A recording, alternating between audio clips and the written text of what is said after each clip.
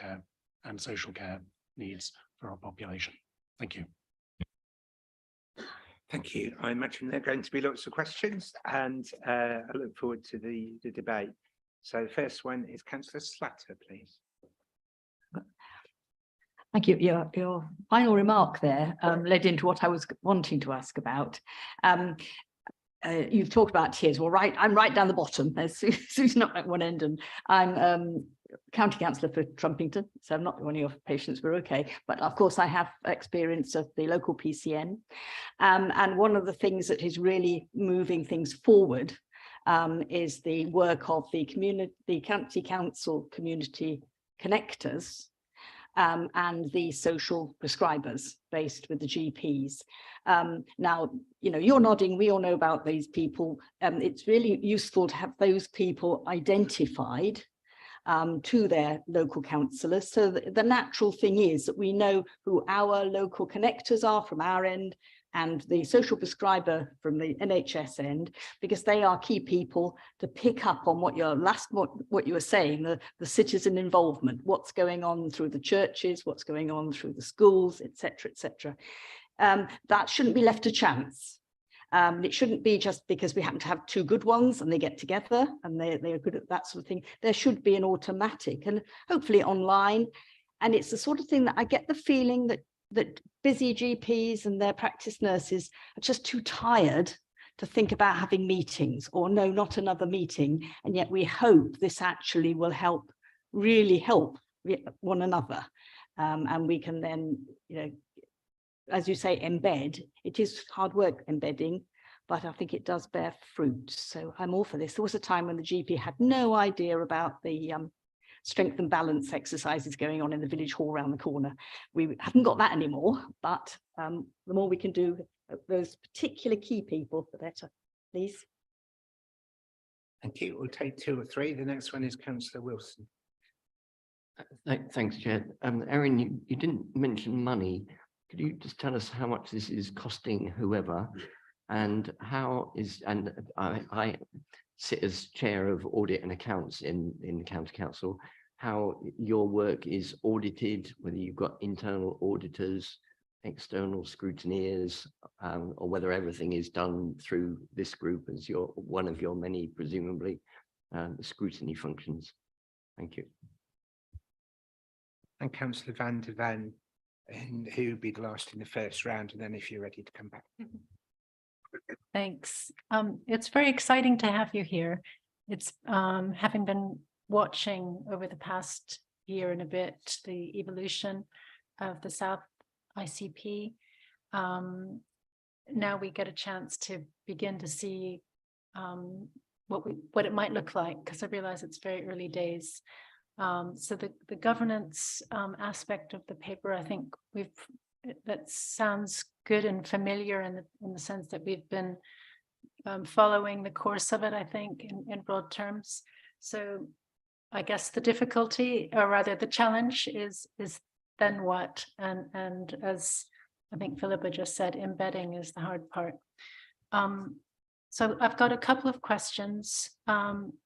Maybe firstly, I'm interested in what you see the South Partnership particularly benefiting from the local authority, from all tiers of local government. How do you see that contribution?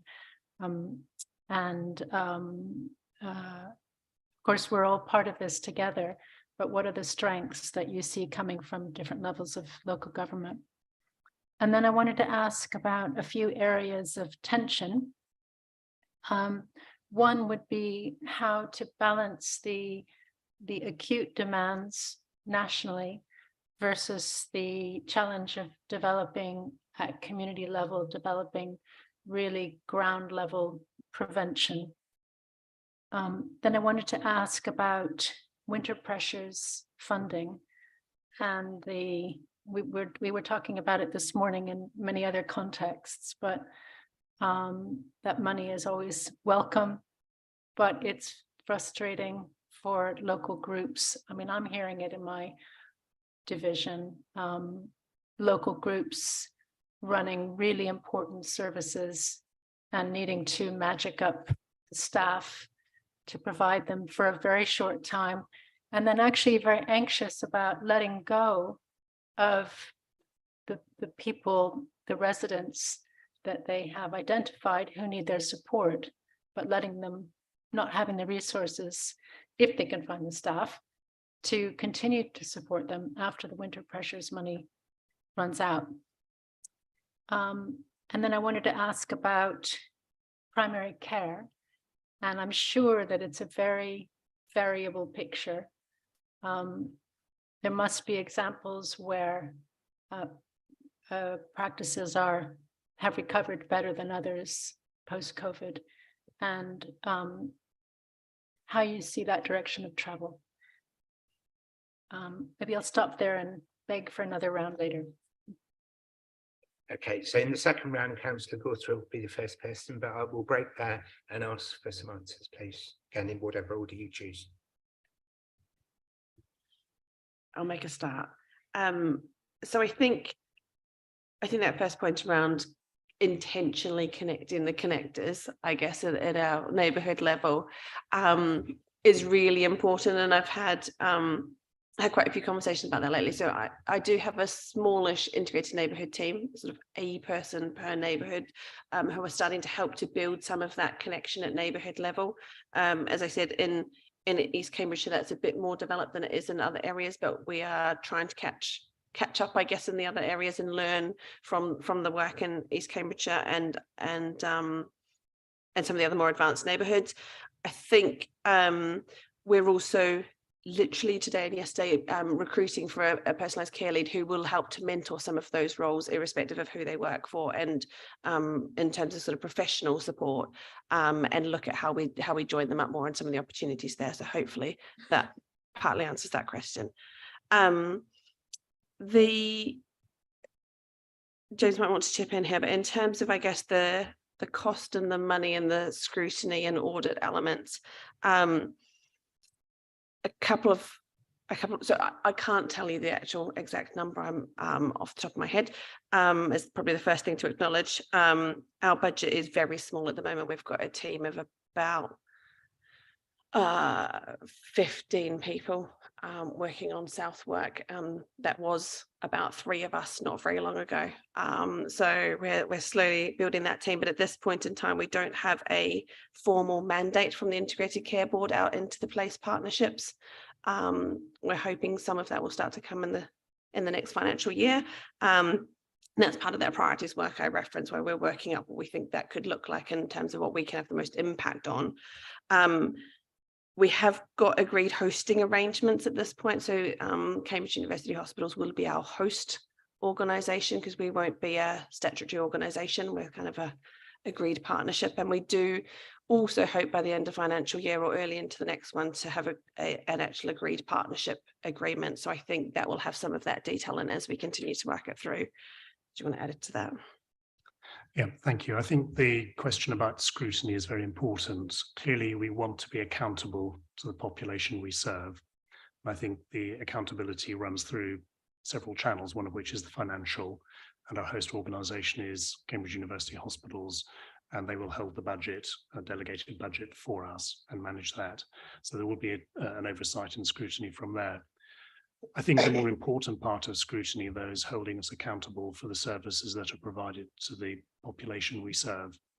And I think that it's important that all voices are heard in that. And I very much welcome the opportunity to be challenged, questioned, and report to this committee on the services that we're providing. And most importantly, I think, on the changes that we bring about. We don't want to report on the status quo continuing. We're in this business to improve the services to our patients, the experience they get, and to facilitate exactly the sort of interactions and connections that make local communities of whatever sort work and tick together. And that is ultimately the reason why we have the subsidiarity principle, that we want to do things as locally as possible where it makes sense, and only go to the next tier up when there's a reason to do that, because it's people connecting with people, bringing communities together who'll deliver the services and the connections that we need to deliver the outcomes that we want. Thank you. Councillor Brandon, come back. Oh, what happened now? Oh, sorry, had you not finished? I Oh, apologise. I was finishing on that point, but I can come on to Yeah, some of the I do other points. apologise. The questions around what can we see from working with the local authority, I think is a very good one. The local authority is ultimately democratically accountable to the population it serves. And traditionally, the health system has not had that level of connection with the population. So I think the integration, the working together, helps bring the scale of the NHS and its strong history and affection in the population's mind with the democratic accountability and the need to always remember that we're serving a population, not simply providing a service. I think the local authority also brings with it a level of discipline and financial responsibility and accountability, which sometimes has been lacking within some aspects of the NHS system. So the idea of sticking to budgets, living within your means, is a very powerful lesson local authority can bring into healthcare. And the other lesson, I think, from the leadership, and having worked very closely with the local authorities over the last few years during COVID, is that our local authorities bring a pragmatic problem-solving approach, which is not hidebound by ideology, but instead is about the pragmatic benefit for the benefit of patients. So I think that the lessons that the NHS can take from the local authority are phenomenal and profound. I think moving on to the other question about the balance between acute and community level, we are fortunate in the south of Cambridgeshire to have Cambridge University Hospitals. It's centre of life sciences in the UK, the phenomenal number of Nobel Prizes on the biomedical campus, and its ability to take primary research and translate it into patient benefit. That is all absolutely wonderful. But the hospital also has a very important role as the district hospital for our population. And that is an equally important priority. And perhaps for us, those of us who live in the area, the most important priority is to have a really good hospital for us when we need it. And that sometimes, I might suggest, is being lost in the hospital's prioritization. And I think, again, having local authority input and holding the hospital accountable to the local population for the service it provides is very important. There is a rather wonderful professor who called Al Mully, based in Dartmouth in the States, who for 25 years was the chief of medicine at Massachusetts General. And his distillation, after a lot of research, was that there is no healthcare system in the world that he is aware of or has studied, which would not get a population level benefit from the doubling of the proportion of healthcare expenditure which goes into primary and community care. It's less glamorous, it's less exciting, and it doesn't necessarily make news headlines. But delivering really good community services for the population in the community is better for the population. It saves downstream costs and improves health outcomes. And I think, again, that is where we sometimes struggle to have an equal voice and say against the high profile, high cost, and relatively low impact interventions which accrue most of the attention. Winter pressures question, we are all frustrated by short-term funding. Being asked to produce a proposal within, as we were last week, within 6 hours to achieve funding, which if we didn't get it in would be lost, is unreasonable demand on the system and potentially also an ineffective way of planning ahead. But actually we do need to have consistent investment in our people, and that means we need to treat our people with humanity, which means we need to give them contracts that are not all short-term and uncertain. We need to build the workforce we need going forwards. And the final question, I think, from was around primary care post-COVID and the variability. General practices are independent contractors to the NHS, all on a national contract. There is variation between them, both warranted and potentially, to a certain extent, unwarranted. The warranted variation is about being sensitive to the communities they serve and the context in which they operate. The unwarranted variation is I might suggest stubbornly sticking to things which have been shown not to work and continuing to try them. One of the things that working more closely and collaboratively together and beginning to come together into primary care networks is that unwarranted variation is gently being brought into the foreground. Questions are being asked and people are being encouraged to look around and adopt best practice when they can find it. Remembering always that the strength of general practice is the relationship with our patients, the longitudinal care, and the idea that we can provide something that works locally for a local population. And like most GPs, I live in my patch. I'm accountable to my patients in the corner shop, in the pub, the post office, and I'm accountable not just this week and next week, but over decades for the care that we provide, which is an enormous responsibility, but with it an enormous privilege. Okay, thank you. Just to alert Councillor Garvey, use your yellow raise hand function if you do want to speak. I am watching the screen in case you want to speak at any stage on this or later items. I'm just going to invite Councillor Van der Ven to come back first, and then I'm going to have Councillor Gawthorpe and Councillor Daunton. Thanks. I was trying to restrict myself earlier, but I would like to ask you to predict what you think your report a year from now, when you come back a year from now, what the headlines would be. But I'll leave that with you. Because I think somebody else wants to ask a question. So I will take Councillor Gawthorpe now. I better say I'm a Cambridge City councillor, and I also have a data background. So my questions are a little bit similar to Councillor Van der Ven's, but I really appreciate you coming to give us this update. It's really worth getting an overview of, well, I've said local authority and partner projects and co-projects. And I also almost want to drill down on that. I mean, when I was looking at the paper, quite frankly, I was a bit surprised at the number of patient care networks, and then looked them up and realised where, what their catchment and surgeries were. And in the tables in the paper, I think it might be worth giving a link at the end of the paper to what the PCN catchment areas are. I also, I'm aware, I'm very pleased that you're talking about outcomes and the experience, because it's the experience that people come to me about more, in fact, really, than the outcomes perhaps. But both are really important for GP and primary care, and in acute care, and also for social care afterwards. And so one of the issues, of course, is the transfer and who's talking to whom, transfer and patient care after a period in hospital.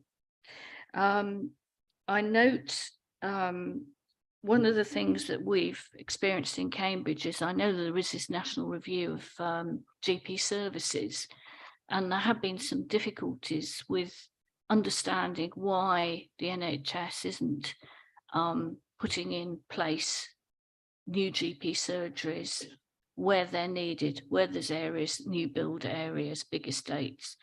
And I wondered if you could comment on that. And then on the data, and it looks like anecdotal data, but it isn't anecdotal data for the PCNs. I note that they're not that standardized. Now, they may be picking up different things which are important in different areas, but I would like to see, I wouldn't want this prescriptive because it's going to change over time, but I would like to see a dashboard perhaps presented in future and regularly. So that's part of the reporting overview and scrutiny. I mean, I noticed that, in some cases they're talking about birth rates or expectation of life at 65 or a premature mortality, and they're comparing it with the rest of South Place or nationally or with Cambridgeshire. And I actually think it would be worth actually having all, as an appendix, all three of types of those measures presented. I'd really like more on the neighbourhood partner working, because obviously in the city we've got the sustainable food projects, the hubs, warm hubs, working with statutory and non-statutory partners. And I'd also want a bit more about the long-term strategy and what you intend to deliver. But I do want to highlight those things like the warm hubs and the Cambridge food poverty strategy, or anti-food poverty strategy. Thanks. Thank you. Councillor Daunton, please. Three related questions. One is to really, it's rather like Susan van Ven's question. What does good, or what will good look like? What's your aim? What will you be satisfied with? Secondly, for most of us, our residents and all of us here, our first encounter with the NHS is through our GP practice. I think you've spoken about that, but I mean, it's varied, variable. Why? What can be done about that? What will you be able to do about that? And thirdly, related to the GP input, new developments where there's a very patchy approach to provision of GP services, and what influence will you be able to bring to bear on that? And from me, firstly, I read this report and it looks a bit standalone. It looks, this is our governance, this is our strategy, this is how we're delivering it. And I don't get enough of a feel from the report about the system. And that's a bit of a criticism, constructive, I hope. And then in Cambridgeshire and Peterborough, we've taken this decision to have a merged, or as close as merged possible, ICP and Health and Wellbeing Board. And yet I went along to the first meeting of the joint ICP Health and Wellbeing Board, and nothing you've talked about was reflected there at all. There was no connection between what you're doing and the decisions you were taking and what was said on that day. And it's early days, of course. It's early days, and a lot of this will happen, I'm sure. But, you know, do you and your colleagues get that? Do you feel that? Is that part of your thinking? Or are you know, is that talked about at a different level, but actually doesn't interact upon you at all? Secondly, this whole issue about local focus and integrated neighbourhoods. There's a lot to be said there, but I'll put it in form of questions. You're replacing, or the system is replacing, the CCG, which was supposedly centralised and bureaucratic and not in touch with localities, although it wasn't bad actually, and lots of the people that were there are good people and are still in the system. But that's the idea behind this. From the citizens' point of view, why are you less bureaucratic and less remote? I don't hear a message. I hear lots of jargon that we all spout on our side as well as yours. I'd be the first to accept. But tell us in lay language why you're better than the CCG at being less bureaucratic and less remote. And if on the local accountability, obviously we can invite you to these scrutiny sessions from time to time, but that's only a time-to-time issue. And that's not a systematic way of ensuring local democratic accountability. The fact that we have our senior officers as co-chairs on both is obviously extremely strong, and thank you. And that's something that we invest a lot of trust and hope that will be important. But that's very invisible. I think as far as citizens are concerned, this is a black hole. You know, lots of important decisions get discussed and thought about in the two ICPs that people actually never hear. So I think you're completely sincere when you talk about local democratic accountability and our role in that. I absolutely think you're saying that in good faith. But I think we have to forge a way of making that real and not just saying it. So have you got any thoughts about that? And particularly to Erin, when you have your formal partnership agreement, will you build that in, write it down and make it part of the real fabric of what you're doing? Because I think that's really, really really important. Two more. The Director of Public Health, backed up by the system, has spent most of the last year working on a health and wellbeing strategy. And Dr. Morrow, you're in the room with me and so on, talking about it in detail. But I don't see it in your report.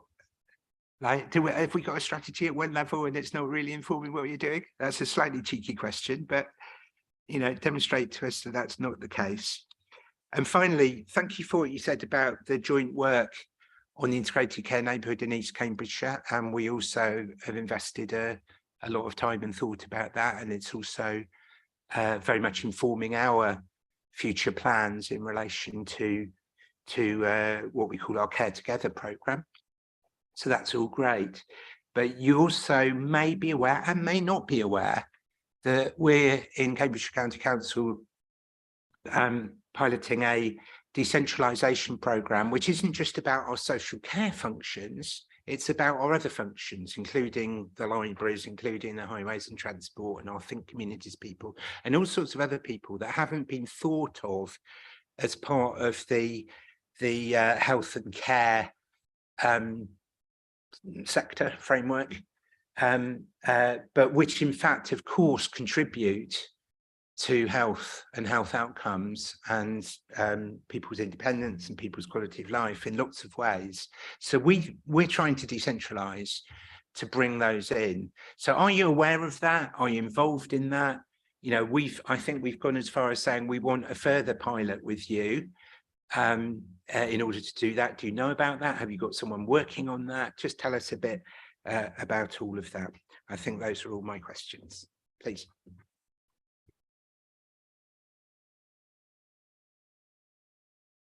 So I think all really important questions and really useful for, I think, where we're at in terms of evolving our thinking.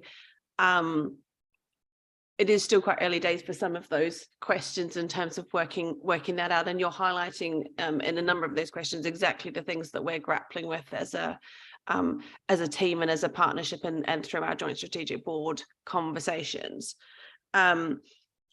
I'll give a couple of my thoughts and then I'll hand over to James for some of them as well. I think in terms of, for me, the sort of headlines in 1 year's time and linking to the dashboard bit as well, I'm quite keen that I think we're quite keen that we have a mix of recognizing, so a mix of things that are very delivery focused and outcomes for the people that we're trying to improve life and health for, alongside recognizing that this is a new way of working for everyone. And actually, I'm quite interested in looking at how we understand how we're working together. Has that improved? How do we make sure that we're measuring some different things so that helps to drive different behavior? So how do we really get patient experience and staff and workforce experience built into our work? So we are in the process of developing a dashboard for our joint strategic board, and we'll think through your comments as we do that as well, in terms of one that might suit purposes of the various different meetings that we want to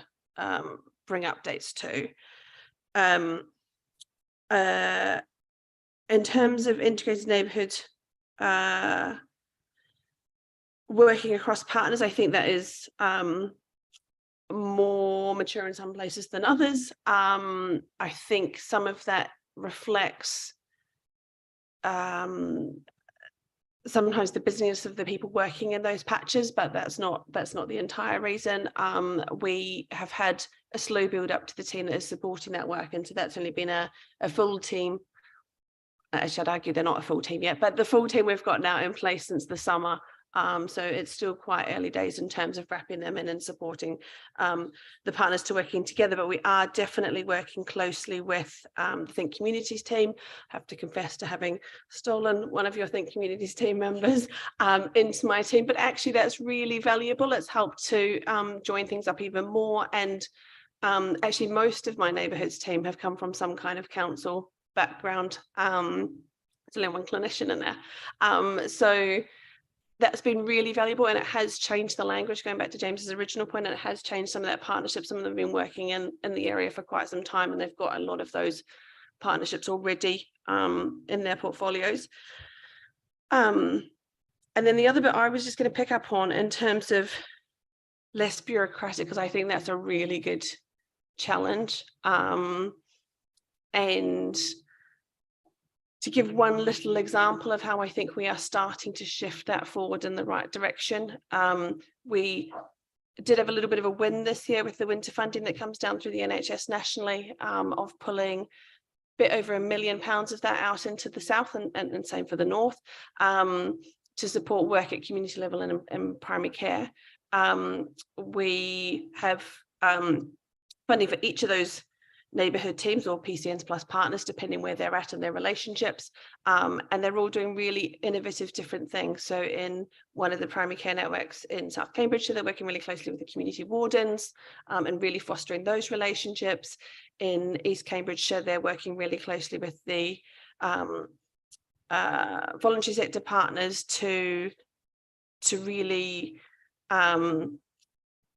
have strong conversation about what matters to people. What I should have said at the start of that was the focus of that is all about which 100 people living in their neighbourhood are they most worried about over winter, and what can we do in terms of a personalised plan for them, for the outcomes that matter to the patient. So it's not about, I've been really clear with the system, it's not about preventing hospitalizations. But going back to the bureaucracy bit of that, we were very clear in saying, here is some money for you to work with as partners to identify the people you're most worried about and put whatever care and support in place you think is needed for them. Here's the money. Very little rules and regulations, I guess, around it in terms of encouraging and empowering them to work as neighbourhoods. So we're trying to really make sure that we're building that up. And then there's some reporting around it. So we're measuring experience, we're measuring an element of outcomes. We're looking at how we can measure a shift from unplanned care to planned care, that kind of thing. But trying to not put a ton of spreadsheets around it with reporting every 2 seconds, and also not being very top down in terms of who they needed to worry about and what they needed to put in place for them. So I hope that's a little example of moving in the right direction. James. Thanks, Erin. I'll try and pick up on the points that perhaps Erin hasn't touched on as much. I think the first thing, the question about the CCG, why is it different? Well, they've changed the headed note paper and changed their email signatures. They've also marginalised and reduced the representation of general practice on the Integrated Care Board. So the general practice, the whole of primary care is now represented by one person on the Integrated Care Board. So there has been a marginalisation of general practice communities in primary care, which I think is a retrograde step. I think the intention about integrated care systems is that integration is at the heart of what they do. And the principle from the centre was of subsidiarity, of a delegation to the lowest level at which services can be reasonably provided. I think it's probably fair to say that our Integrated Care Board is on the early stages of that journey of delegation, seeking a lot of assurance, reassurance and governance around the delegation of any financial decision-making to lower levels. And again, if I can be absolutely frank, I think that that is hindering the development of both North and South integrated care partnerships, that they've been given a responsibility and accountability without the resource to deliver against it. And I think that is a challenge that I would make and am making in public to our Integrated Care Board.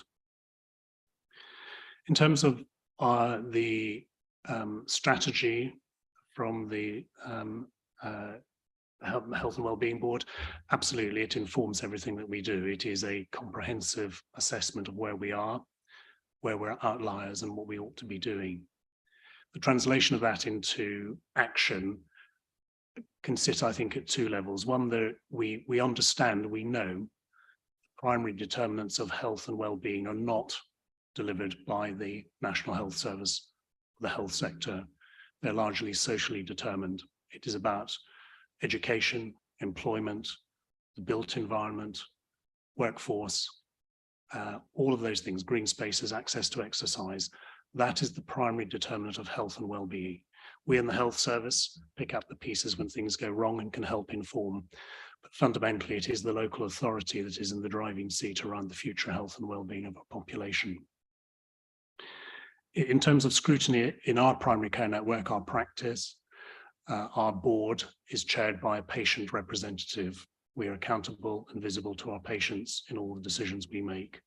And having a patient sitting there is a very important part of ensuring that the decisions we make are always made with an eye to the citizen and our responsibility and accountability. The Integrated Care Board holds its meetings in public, so the strategic decisions made by the Integrated Care Board are in a public forum, open to scrutiny and challenge.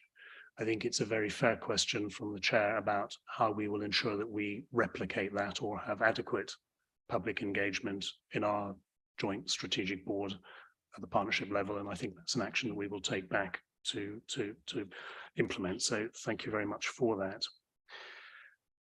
The other question in terms of what good will look like in a year's time, I would be disappointed to come back and say that nothing has changed. If we're going to transform the experience, the lived experience for our citizens, then we have to make practical change on the ground, which is real and relevant and tangible. Simply rebadging things doesn't matter to the individual using the service. It's the experience. Does it work? Does it work first time? Is it easy to access? Do they feel respected? Do they feel that they're treated as a person rather than a number? Those are the important things. Do they feel connected to their community, to people who know them and care for them, and that they know and care for? And I think in very many ways, success for me would be a narrative from the users of the system saying that things are better now than they were a year ago. We're not going to change life expectancy within a year. We're not going to change obesity within a year. Those are ambitions. What we can do tomorrow and the day after and the month after is change the lived experience of those using the services. And that's very much what I would like to do. And we will only do that by empowering our local teams to do what is right for the patient in front of them without being bound by their lanyard, their paycheck, or their organization of origin, doing the right thing for the patient in front of them.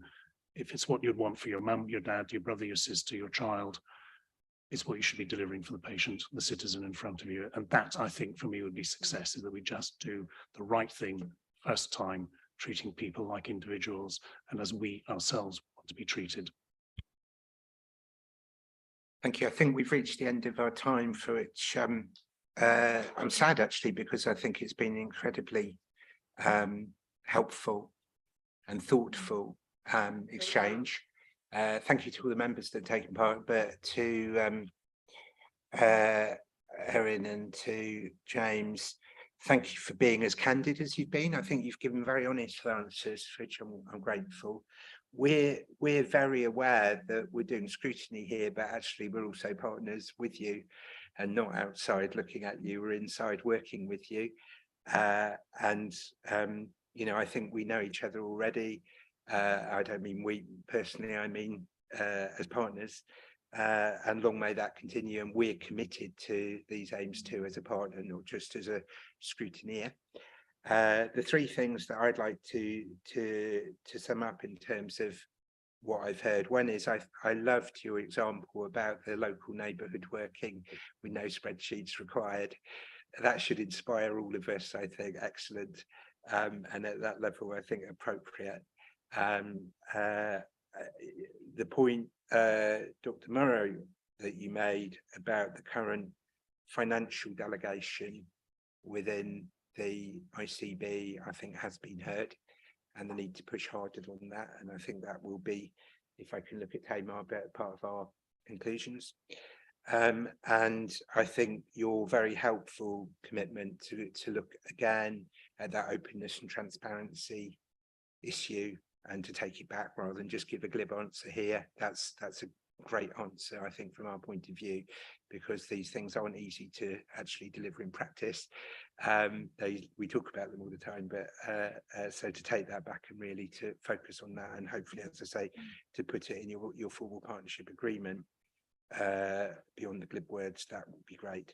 So on that basis, we will do this from time to time, and we'll also meet through the Health and Wellbeing Board and ICP in other ways. I'd like to thank you very much for attending our session this afternoon.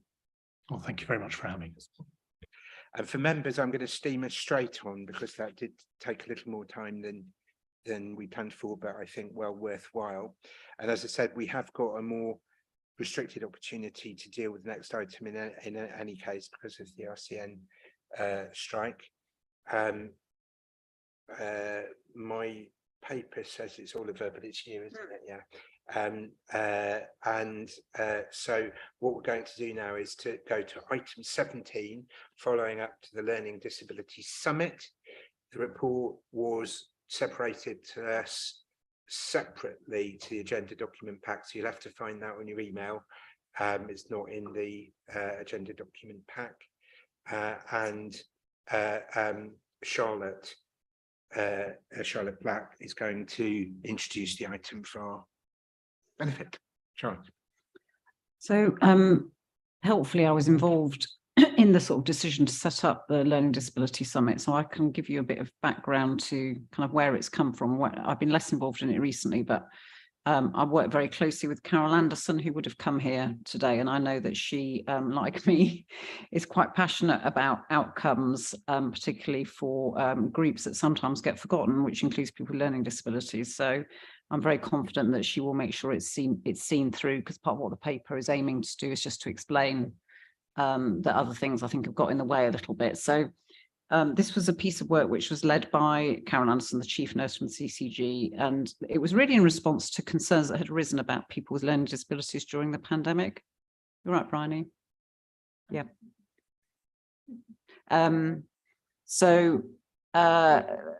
I think it became very obvious. I mean, we actually, in terms of outcomes for people with learning disabilities throughout the pandemic in Cambridgeshire, actually we did a lot better than many other parts of the country. But what became obvious was that it wasn't good for someone with learning disabilities to be in hospital, because their needs weren't really recognised fully, and often the wrong kind of things happened. And we have had a couple of sort of case reviews where we felt that someone with learning disabilities, the outcomes weren't anything like as good as they should have been. So the CCG, as was, and now the ICB, so Carol Anderson and certainly Jan Thomas, I know equally, were very determined to tackle this. So they organised this summit, which brought together all the key partners, professionals, clinicians, social care staff, care providers who work with people with learning disabilities, to kind of get into the detail what some of the issues were.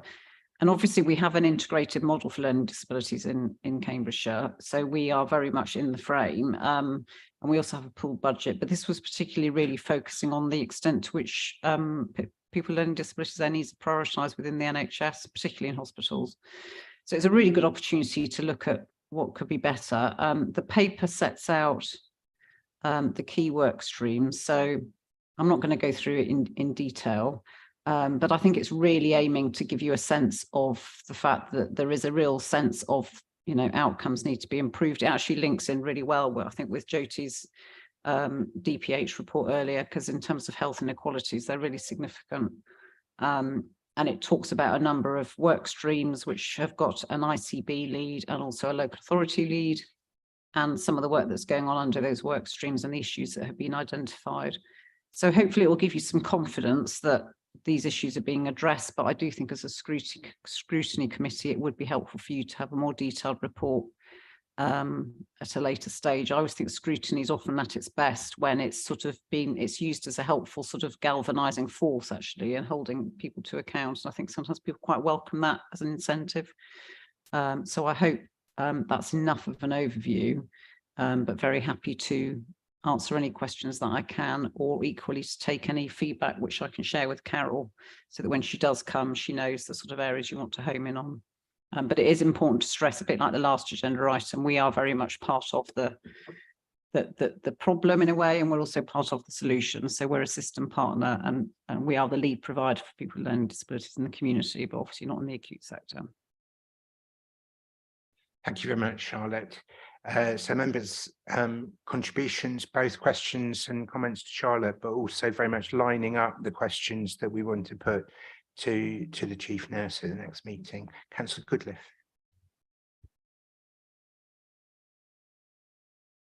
Not working? Oh, it is working. It's just no light. Yeah, I've lined up a lot of questions. Apologies to the chief nurse in advance. The first one being around health passports and whether or not it's something that we use in the county, particularly for those with autism. It's been shown to bring huge benefit when going into a healthcare setting, but also I think it's something we should look at for social care assistance as well. Looking at the report itself, 2.1 and the mortality rates, I know that mortality rates for this part of the population are horrendous statistics to look at, but it would be useful to look at a breakdown, if possible, for those statistics, both nationally and locally, and see where we need to be focusing.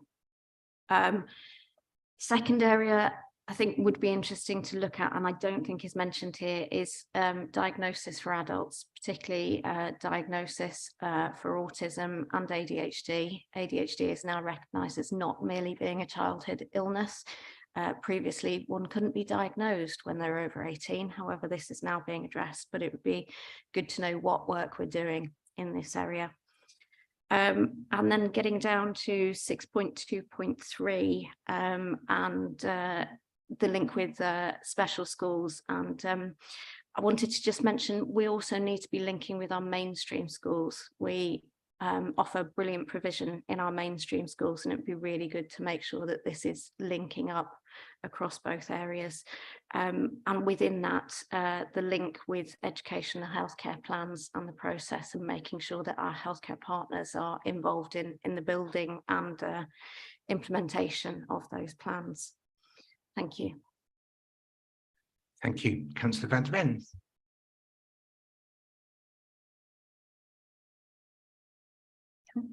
Thanks.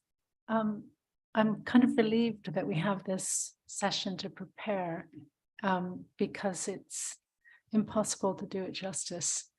And personally, I would like to make sure I have that we perhaps get a development session in before we actually have our next scrutiny session. I found the 5.1 and 5.2, the list, the feedback from families, presumably and service users, really just so devastatingly honest. And I think those are the questions that we need to be able to address. And what stands out, and I think when we had a session at this committee last year, I think we did talk about diagnosis, the difficulty of diagnosis and pathways. And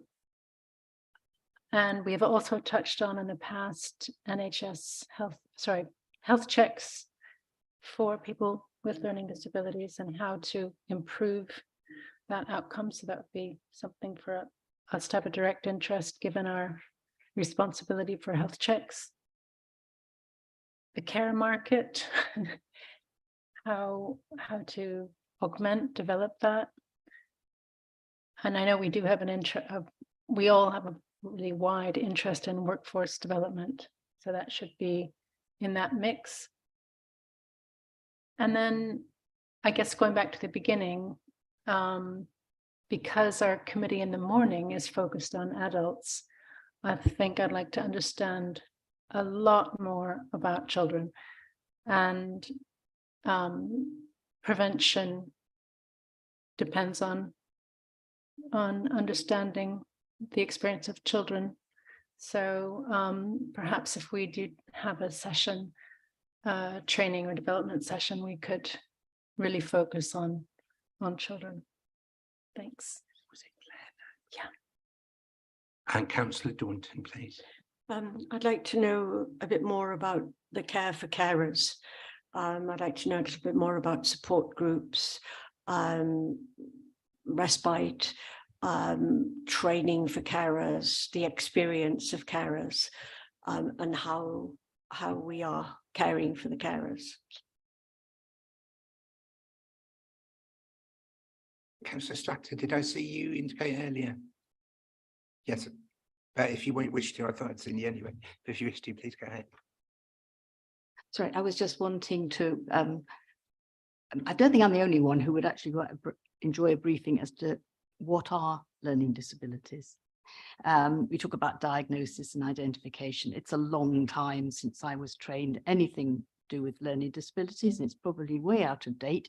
I welcome the fact that parents seem to be much more free to say that their children, I mean, it sometimes helps if they're getting pushed around in Father queue to see Santa, you know, but I've actually heard people say, please let him go because he's, you know, he doesn't cope with queues. But those are little things that we probably could recognise, but I'm sure that a lot more, even if we just snitch something from the local nursing school, but so something so that we actually do know what we're talking about rather than guessing when we see that phrase learning disabilities. Thank you. Let's do those first, Sharon. So I'm not going to attempt to answer questions that I can't answer. You'll be reassured to know. So I think what I'm hearing is a number of areas where I think you would have wanted to either have a more detailed conversation with Carol, which she definitely would be able to answer those questions from an NHS perspective, or that we need to build into a development session for you. I think just looking at any of those, I think one of the things I would say is that I think we need to be just a bit clearer about scope, because there is I think maybe to start off with something at development session about definitions and scope, and then for that then to lead into a more detailed opportunity because we have got within our own team, we've got some real experts. I mean, Tracy Gurney, who has led our Learning Disability Partnership for many years, knows an awful lot about this, and I think will be really well placed to help answer some of those questions, but also then to help steer you a little bit in terms of areas to then focus on in a scrutiny session, if that would be helpful. I think the questions around, I can certainly confirm, Susan, that the NHS health checks is part of what led to the LD Summit, and I think it's part of their action plan, is that actually the NHS, I mean, it's in section 6, that the ICB does get performance managed on health checks, and currently the target in the last 2 years has been 67%. So I know that there's some way off that, which is part of what's triggered the concerns within the NHS. We'll maybe be able to answer questions about the care market, but we do struggle sometimes to find the right kind of placements, especially if someone has a learning disability with autism, for example. And it's a problem both in adults and children's services, and we've had some quite complex situations recently. The question around carers is a whole separate subject matter, I would say, for you as a committee. I think it would be well worth you getting into a more detailed discussion about carers. It is an area where we need to improve our performance, and we are very focused on it, but it would be really nice if the NHS was a bit more focused on it as well as the local authority. So I hope that's helpful. I'm happy to take this away, Chair, and try and turn this into something in terms of a set of themes that you could probably cover in a development session, and then also make Carol aware of the things that you'd want to ask her. Thanks, and I'm sure Tamar and yourself will liaise afterwards, just in terms of getting a good list to the Chief Nurse. Who did I have next? Me then next. I won't have to get to me note. 3 things on this, and this is aimed at us as well as the health service in truth, but you can't completely divorce them. But there is definitely a cliff edge when people with learning disabilities have been in special education of one kind or another. And then what happens next? And we cover that, don't we, by going up to 25 and the rest of it and trying to ensure a transition. But it's obvious, it's a big worry. It's definitely a big worry for parents and carers. And do we get it right? And what's good about where we do get it right, maybe, is just as valid a question in that context. The second one is about, we fund advocacy and projects supporting self-advocacy, so people with learning disabilities can actually stick up for and speak for themselves in these systems. Is that any good? Are they able to? Where does that come in all of this? And can we, how can we measure that, and how can we do better? And then specifically in terms of hospitals, the national figures are awful. in terms of people with learning difficulties not being treated with respect and dignity as much as they should be in hospital settings. And the figures on premature deaths are awful. So I know that from national stuff that I've read and heard, but I don't know how that plays out locally. So that definitely should be part of what we put to the chief nurse when we see her. But you might have some of your own comments in relation to that. And to anyone who is listening and watching, who is a person with a learning disability or carer, you know, we want to do better. You know, that's the message that we have for you. We want to do better. We want to be human.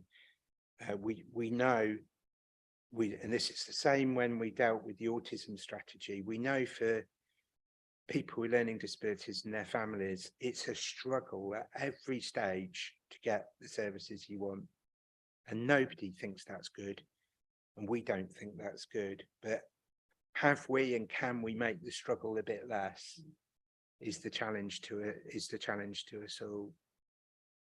So those would be the points that I would put in the net. Before I ask Charlotte to come back, I'll just check if anyone else wants to come in on this point. I don't see anyone. Charlotte. I think the cliff edge is getting better. So one of the decisions that we made in Cambridgeshire is to place 0 to 25 children disability services in adults, which does raise lots of questions. But that was done for a very conscious reason, which was to help us manage that cliff edge better than we do. And interestingly, the team moved from children's services into adult services, and I spoke to them a lot before they moved and then spoke to them since. And actually, I think they do feel that it is the right place for them to be because it helps them manage that transition towards adulthood. However, I think it's one of those things that's always going to be really challenging, and we really have to work hard at getting it right. So I don't think we can ever say, oh, you know, there's a structural solution to things like this, because there isn't. But certainly, I think when I look at the work that the team does, I'm really impressed by their approach and the way in which they help people to manage that transition. I'm sure parents and carers would have some quite challenging things to say to us, if I'm honest. Advocacy services, I definitely think that's the right question to ask. I think we could build that into our the development session that you have and get some feedback on that. The question, Chair, about can we make the struggle a bit less? I really do believe that the integrated model we have, the Learning Disability Partnership, is just fantastic. I think it's, you know, I haven't done it for a while, but I sit, you know, often I would sit in their offices just to listen to the way they work. And that was particularly when I just moved into just working from older people services into all of adult social care. And I always used to think, I wish it was the same for older people, because actually they would be a group of professionals sitting in a room, problem solving between health and social care without having to worry about, you know, do our systems talk to each other, or have we got a data agreement? Have we got an information sharing agreement, or all the different things that can get in the way? At that stage, they also didn't have to argue about money. That may change in the future, depending on what we do with our pool budget. But the model, the integrated model, means that people are putting in place really quick responses. And through the pandemic, we saw that people who probably in another situation would have tipped into a sort of crisis management, as a team, they co-worked really complex cases where there was a case of carer breakdown, or the carer had COVID, and they problem solved in the most remarkable way. So as a committee, I would just really, I guess, encourage you to protect that at all costs, because I think it really benefits the people that we support. And it's been in place for many years, so long actually that we almost don't talk about it anymore, but it really is good practice. It's very embedded, and the workers within it, I think, really value the way they work together. So I think we do better as a result of that, but I think you're right, Chair. I think it's always going to be a struggle. And as I say, I think if you speak to families, carers, parents, they would have some very challenging things to say to us, and I would expect that, actually. I don't know if there's anything else that Will wants to add, but just from a commissioning perspective. No. Okay, I think that set that up really well. Thank you, everyone, for contributing to the debate. Thank you, Charlotte, for informing the debate as you did. And I think we can look forward to an excellent session. And as we've heard, perhaps a development session beforehand where we can work on this work on this more. Now, we've got item 18, the scrutiny forward plan, but instead of just nodding the plan through, we thought we'd just take a few minutes to brainstorm amongst us. What are the bits of the health service or the issues, we've been discussing this, the issues within the health service that aren't necessarily one institutional bit versus another, that we think on behalf of all of our constituents deserve scrutiny. And I'm not going to ask an officer to introduce that. I'm going to ask us to put some ideas into the pot. We've done dentistry twice, you know, but that was very much us pushing for it. What are the other things that we want to push for? And so please exercise your brains and someone help me by putting up their hand first. Thank you, Councillor Goodliffe. It's not actually an additional item, it's one that's already on there, the all-age autism strategy. I know you've mentioned on there the pathways for diagnosis for girls, but there are other groups who are marginalised in autism diagnosis, so it'd be good to expand that to all of those areas if possible. Thank you. Okay, other contributions? Councillor Wilson. Well, the one above that is about commissioning of dentistry in Cambridgeshire, and we did have somebody come not so long ago talking about dentistry and how impossible it is to get an NHS dentist. I'm very happy that we should ask them to come again, but I'm not sure what else we'll get that is new. Jyoti kindly put me in touch with somebody to whom I could pass a resident's query about getting an NHS dentist, which was entirely unsatisfactory, and this person has still not got an NHS dentist, and I don't think there are any around to be had. Sadly, I agree with you at a personal level, and I'm not sure just getting the same people back for the third time in a year and a half is going to make a difference. So someone, if we were to do that, finding someone different, a different pressure point, I think would be necessary, but it's a very valid point you raised. Councillor Bowden. Thank you. On dentistry, am I not correct, Chair, in believing that there is some national initiative which is taking place, which is meant to be being rolled out sometime next year, and it probably will be better for us, if I'm correct in understanding that, to wait until that is out and is working before we start questioning again. I think it's a really valid point that we need to question again. But if there is something which is going to be changing in the very near future, maybe it's better for us to wait until that change is taking place. Okay, thank you for that. Councillor Daunton. Access to GP services. I don't know whether that's within our remit or not, but I mean, we've heard so little about GP services. I think we could do with some more information and some examination of that. We've talked about doing that, but have we done it in this period? A year ago. Yeah. Again, it might be a different, I remember the primary care. Yeah. Yes, because you had Gary. Yeah. And again, I'm not sure having him back is going to necessarily have a different conversation. So let's just think about a different way of doing it, maybe. Sorry, Councillor Daunton. Yes, I think it's understanding where, having a better understanding of where access to GP services fits into the whole picture for residents. And I think that it's very varied and variable, as I said, and actually he didn't answer my question. And particularly access to services in new developments, which is going to be, which is an issue across the county. I've got Councillor Wilson and then Councillor Murphy. Councillor Wilson. Thanks, Chair. When Jyoti gave us her report, she talked about the importance of prevention, particularly for early years. And I just wonder whether that is something which we could usefully scrutinise and see what is currently being done. I must admit, I had completely forgotten, or I should have been aware, that health visitors were county council function, for example, and the KPIs are suggesting that we're not doing quite as well as we should be, could be in that respect. So doing something more about the prevention strategy would be good. And I'll jump in there because it was going to be one of my suggestions, but there must be someone on the health side that's responsible for prevention that isn't you, Jyoti. And so talking to our partner there about what they're doing, but what we could do to push for them to do even more was going to be one of my suggestions as well. I'll now jump out of it again and go to, I didn't have Councillor Murphy next. Thank you. Yeah, I do support the look at prevention.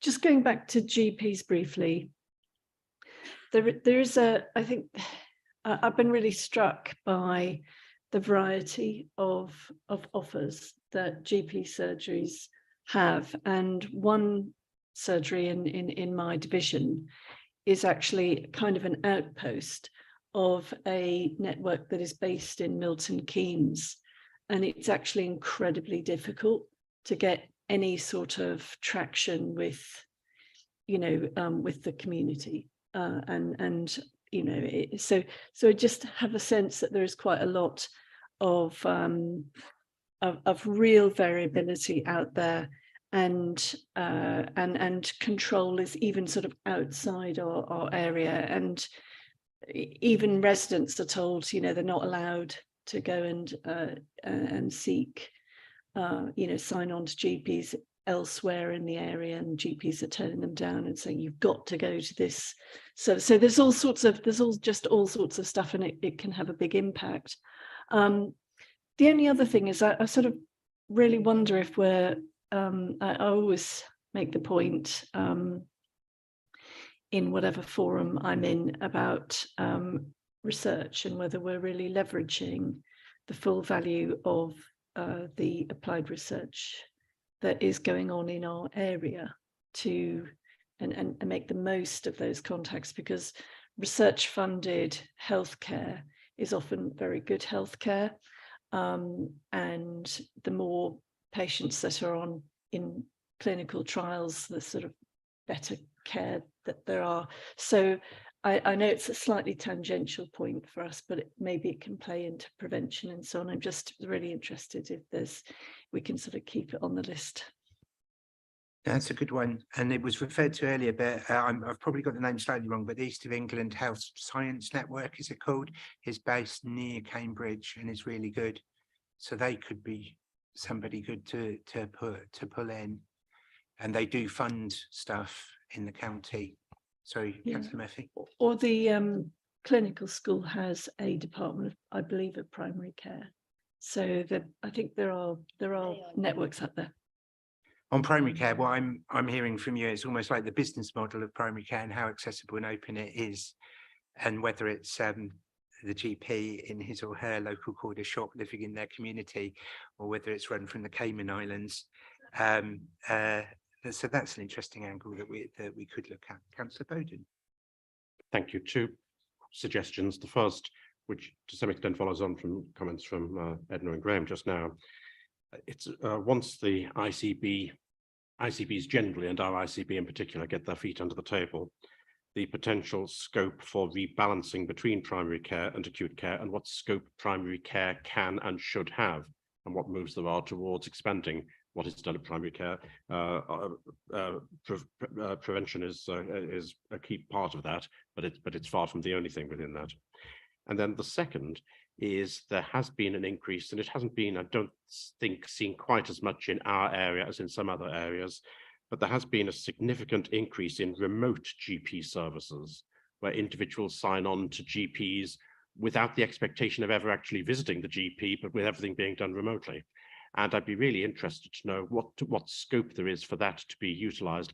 I'm well aware that there is a lot of resistance to the idea of remote consultations, and some people are very unhappy when they're offered a remote consultation by GPs. But I think there is a lot of evidence to show that that is a much more effective way in many cases when how GPs can manage to give access to services. So having those remote consultations, but also the remote GPs. Yeah, there was a pilot in London last year, wasn't there? And I think it's been extended to some other parts of the country where you're not talking to your own GP. It's a dedicated service and you can ring up rather easily. and have a consultation. So yeah, that would be really interesting to see if there are plans to develop that in this area, or whether we could or should push for that. Thank you. We've got Councillor Van der Ven. Thanks. I'll start with dentistry. I agree with Councillor Wilson. There's not much point in just revisiting the fact that nobody can get, oh, sorry, Kate. Do you want me to stop? I was going to suggest a different tack, but. Kate Parker is with us this afternoon, who supports us in this area. Kate. Thank you very much. I just wanted to make a note that the NHS dentistry commissioning is changing around April time. It should move over to the ICB.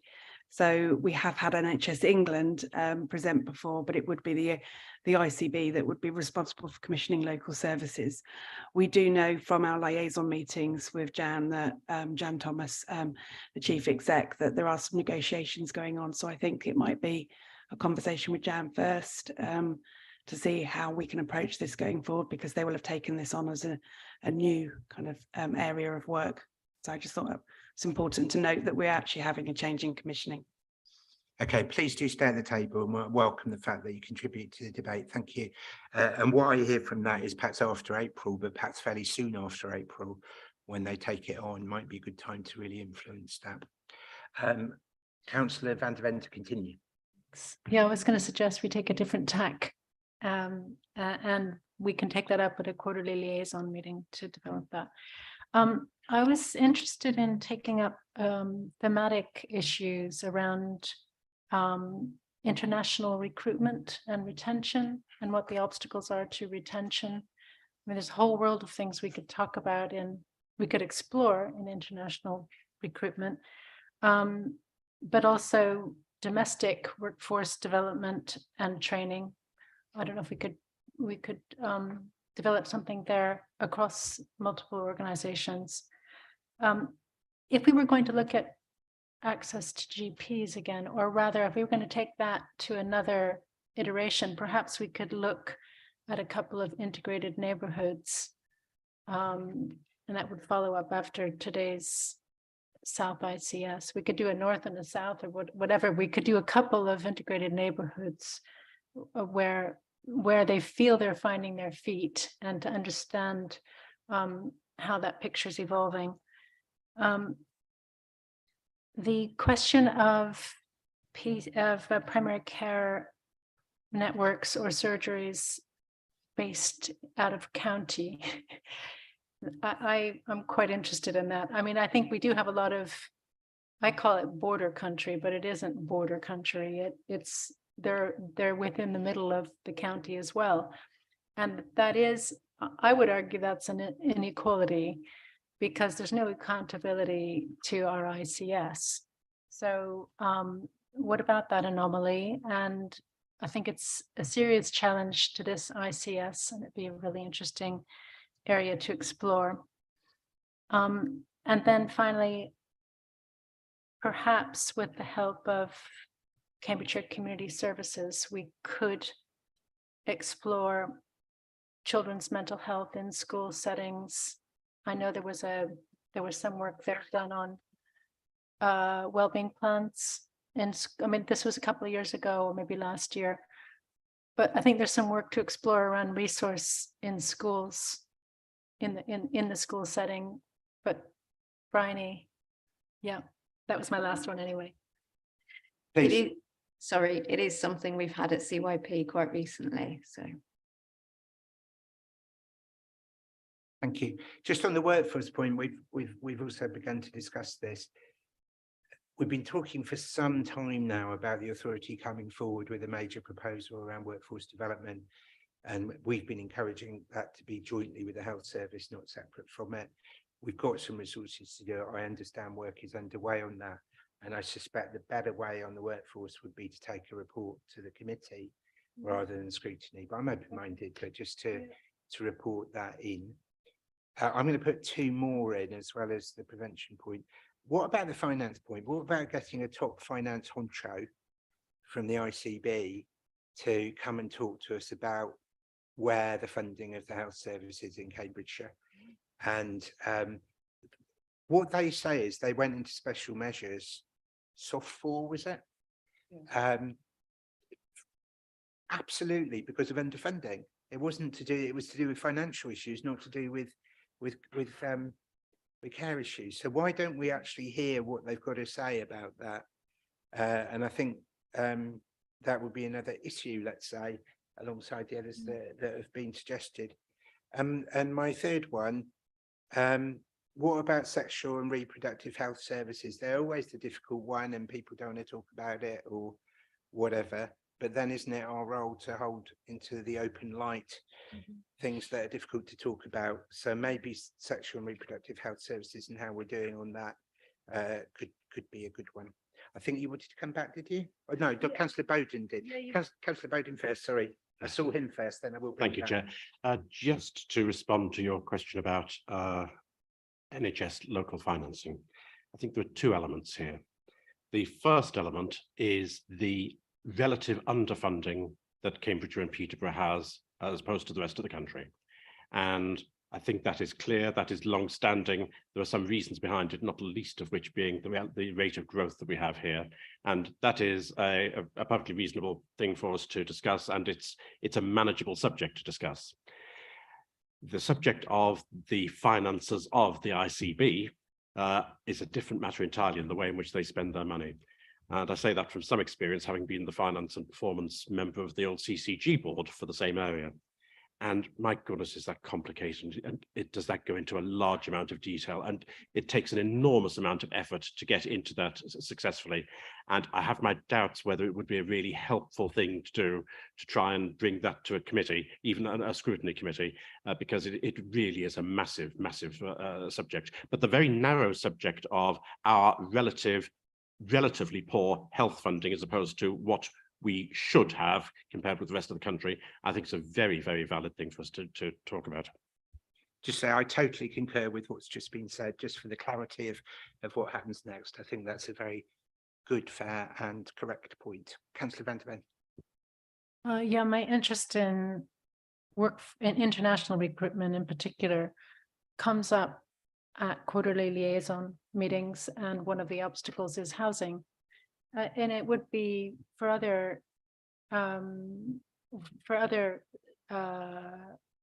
settings in health and care as well.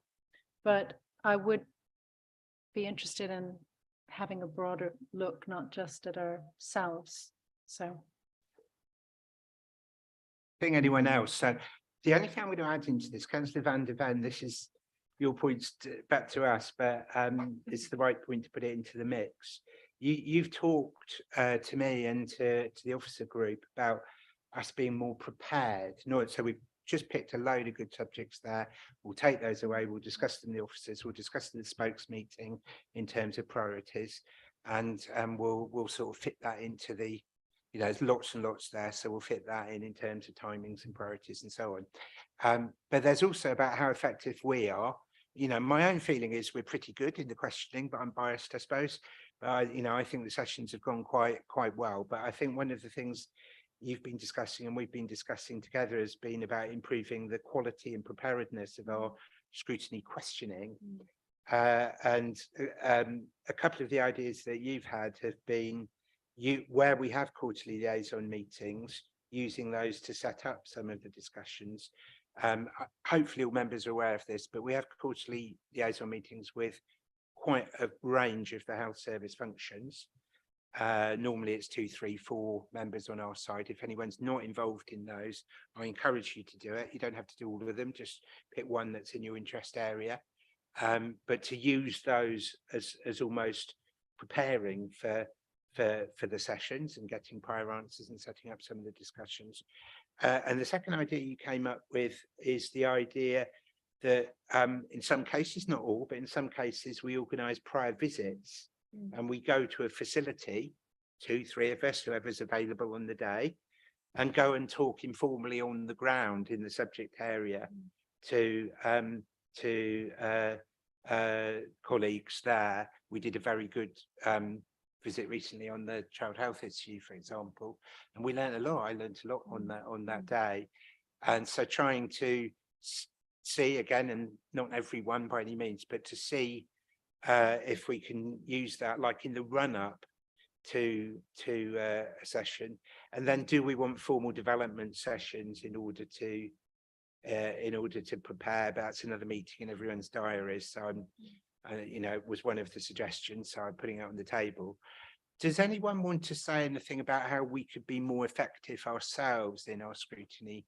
And I am keen, everyone in the offices know this, the motion that we passed in February, that we build on the capacity that we've got to support us in this function. Kate does an absolutely brilliant job, but there are changes anyway that in the offing, as I understand it, to make sure that we get the support we need to be able to do this function is also something that Councillor Van der Ven and myself are exploring with the officers. So does anyone else want to make a comment about how we can be better prepared, even better prepared in terms of the quality of our scrutiny work? Councillor Bowden. Thank you, Chair. And not that I want to make you laugh, but it is something which I have raised in spokes. And that is within the scrutiny function, especially when we have fewer items to scrutinise, when there is more ability to go into some degree of depth. I think that it's important for you to use your discretion to allow an individual or two, if they have a clearly productive line of questioning, or if they have a particular amount of knowledge which is useful to bring things out, to allow those individuals to have more than 2 or 3 bites of the cherry. We're in scrutiny. It's not as though it's a decision-making part of the meeting, and it's not a party political thing. But I think it really would be useful for you to recognise the ability to be more flexible in terms of allowing in-depth questioning by an individual on a particular subject where it's appropriate, in your opinion. Yes, I do acknowledge that, and also support it. Today hasn't been a good test of that because Carol Anderson wasn't able to come, but we'll try this again and see what happens. So essentially what you've been talking about, but I think is broadly Chair, is that we're a bit more like a House of Commons scrutiny committee with the ability to come back and drive home a question where we're not happy for the answer to. But today hasn't really been a good test of that. And let's try it. Let's see whether it works. Councillor Daunton. I think if we could make it more like a conversation rather than a question and answer session, rather change the format of it, it would help. It would feel different. It's a different kind of interaction from the morning interaction. Okay, that's a slightly different view again, but let's mull on it all, and it's a perfectly proper thing to say. Councillor Murphy. Yeah, I don't know how feasible this might be. I mean, I do welcome the idea of having a slightly different sort of feel to the session, but one thought I had is that, you know, it's quite helpful. It might be quite helpful to members of the committee who haven't got, you know, long experience of all these services to have a kind of SWOT, strength, weakness, opportunities, threat, of whatever the service is, just a kind of objective sort of challenging SWOT that we would have that kind of can help us think a little bit more creatively about some of the issues. Because in a way, if we ask questions about stuff that are known issues or actually aren't problems, it is kind of a waste of time. So I think that is the idea behind the capacity question, that we have someone who's definitely works for us, is independent of the health service, advising us and being able to bring forward papers like that, but also to help with follow through. I think that's the thinking behind that. It's quite good. We've got a lot of people contributing. I saw Councillor Howell first. Thank you, Chairman. I think Councillor Murphy just stole some of my thunder. I think that what we got to do is, in the future, what I would like to see is obviously look at the decision making, but no problems at all with that, and decisions have to be made. Any other report that comes towards us, if it's for noting, it is literally for noting, and small amount of effort should be placed upon that. And also I challenge sometimes some of the reports that come towards us or have been asked to come towards us. Do we have, apart from interest, do we have any other input? Can we make any difference whatsoever? A lot of time and effort has gone into these reports, a lot of time and effort. And I sometimes wonder if we can concentrate that time and efforts on things that we can make a difference for, the KPIs, or can help us make decisions on some of the bigger projects that we look at as well. So I'm asking you, Chairman, to take a more harder look at sometimes in the things that come towards us. Thank you. That's a broader point, and I'll just reflect what we're trying to do, both the Vice Chair and myself. We've deliberately introduced the strategic items element of the Adults and Health Committee at the beginning. We had two really substantive discussions this morning, including the health report, where we could make a difference. They're strategic, we're guiding, we're agreeing, we're disagreeing, but we're actually influencing something that might be different in the future. We then move to the key decisions where, frankly, we're almost never going to say no. We haven't ever in my time. And the consequences of coming to an end of a contract and not extending it or replacing it are pretty, calamitous. So we're never going to do it, really. And so we spend a lot of time talking about things that actually, I agree with you, we have no real influence over, because by the time it comes to us, we have to say yes. And so I do try to manage those, because they're key decisions. Our financial rules mean we have to take them. We can't get them off the agenda, and they often take up a lot of time. But we do try and manage them in a fairly time efficient way to try to make sure, as you rightly say, that we spend our time on things that we really can change and affect and influence. So that is something we regularly discuss, and we regularly discuss with our officers. And I completely agree with what you said, but I just want to assure you it's not a point that we're not aware of or immune to. Councillor Wilson, please. Thank you, Chair. And I have to say, I don't entirely agree with you that everything has to be rubber stamped. An example this morning, I was very unhappy that we're proposing to have a contract which is only years long.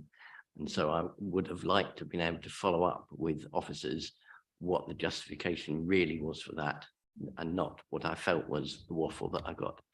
Anyway, my point really is that Kate is a long, long way away. And for this afternoon's scrutiny discussion, we could move people a lot further in and have a more in-depth conversation with them, rather than feeling it is very antagonistic with somebody right up that end who's got to use a microphone in order that everybody can hear. Yeah. Which is also a point made by Councillor Van der Ven, actually, when we were preparing for this. Sorry, Councillor Murphy was there anyway. It wasn't me, but I just attribute and I worried, Tamar, that there might be some COVID compliant rules or something that is there a way of in the lunchtime altering the layout of this room to make a cozier setting? Could that be one of the action points to look at that and get advice on that? There's a lot of people here though, so we can't have someone sitting ahead and then somebody from behind is talking to their back. So I think, yeah, I think we need to reflect on that. But if that could be part of the action points, that would be great. Just before I bring Kate and Jyoti in, I just want to see if any other members want to speak. No. Do you want to go first or after Kate? Which do you prefer? Right, Kate first, then Jyoti. Kate. Yeah. Kate Parker, sorry, I have to introduce you by your full name for the people online. Thank you.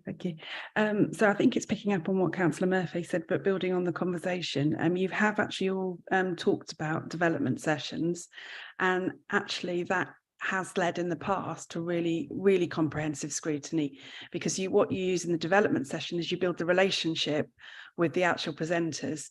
You actually get the information that you need to be able to scrutinise.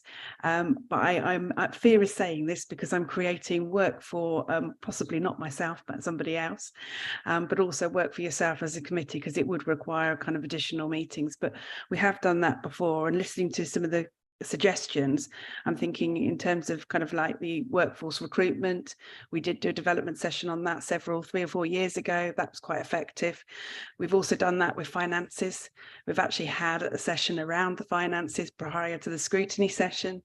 So just thinking of past experiences where it's been really helpful to have that more in-depth understanding first to enable you to then scrutinise more effectively and efficiently. And then the final point I wanted to make was in regards to your right as a scrutiny committee, and you can make recommendations. And the organisation that is in attendance has to give due regard to those recommendations and report back to you as to what they have done with those recommendations. They don't have to actually follow your recommendations, but they have to report that they have considered them and where they're doing. So just another thought. Thank you for that. And as I suggested in the debate, why don't we try a development session on one of these things, try a visit, see if people come, and learn from that, rather than say we definitely will do it all the time or definitely not do it. That's my suggestion. Jyoti Atri, please. Thank you. I think the suggestion of asking the ICB how they spend the money is a brilliant one. And there might be some areas you want to probe within that. And I think how much they spend on mental health and how much they spend comparatively to other areas would be a good area to probe. How much they spend on early years, I think, is another good area to probe.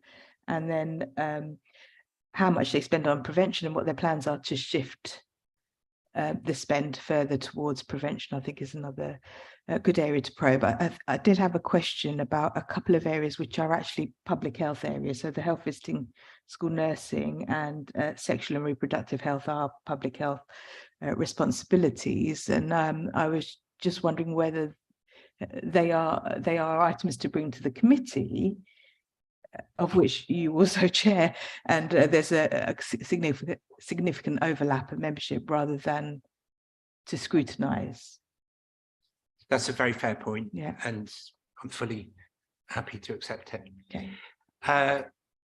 Because of the strange timetable today, we're finishing 15 minutes early. But I think that last debate was really helpful. We'll write it up, and that will definitely inform our future programme. I would like to, it's the last meeting of the year. Our next meeting is the 9th of March, and it is appropriate, especially because we've got Councillor Garvett's Christmas tree with us throughout all of the course of this meeting. I would like to place on record my and our thanks to all of the officers who serve us, to all of the members of this committee and substitutes who've served during the course of the year. I think it's the most interesting, exciting work, and I think you do too, which is why we're all part of this. I think this is the first time I've done this year. I wish happy Christmas and seasonal greetings to all of you, and close the meeting.